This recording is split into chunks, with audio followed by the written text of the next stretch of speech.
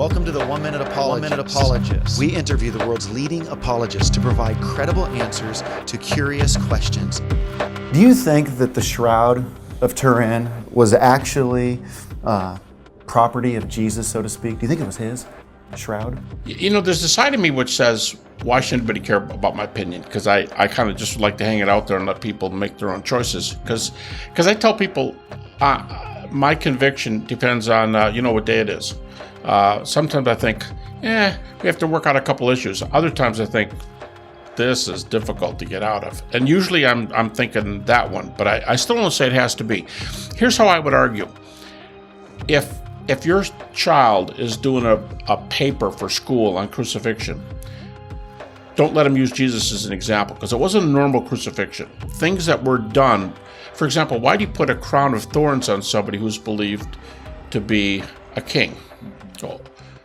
Oh, well, they were making fun of that, or he was a criminal, or whatever. You can give other reasons. You go, yeah, but that's a New Testament reason. Why would you crown a thief? Why would you crown a murderer? Oh, okay, I see what you mean. All right. Now, there's a lot of ways to do death blows. Why a spear in the side? Why is he buried separately in his own garment in a private tomb? You can tell because you don't do this and then, throw him in the ground. So a lot of strange things were done. So that argues that it was either Jesus or some poor soul who was crucified who was made to look like Jesus. The problem with that is you can't explain the major mysteries, because if you made the shroud cover somebody who was crucified and it wasn't Jesus, the issue is we can't reproduce a shroud today, so you can't explain that. So it's narrowing it down to Jesus, and the radiation coming out from a dead body.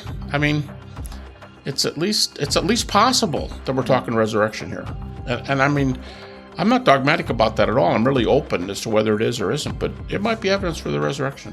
Yeah, what's interesting, it's not like where somebody has a piece of toast pop up and they see the image of Jesus, so to speak. There's something more substantial here, right? And by the way, I get letters like that all the time. Jesus in my oil stain in my driveway, Jesus in the clouds. I've really gotten those. What did he look like?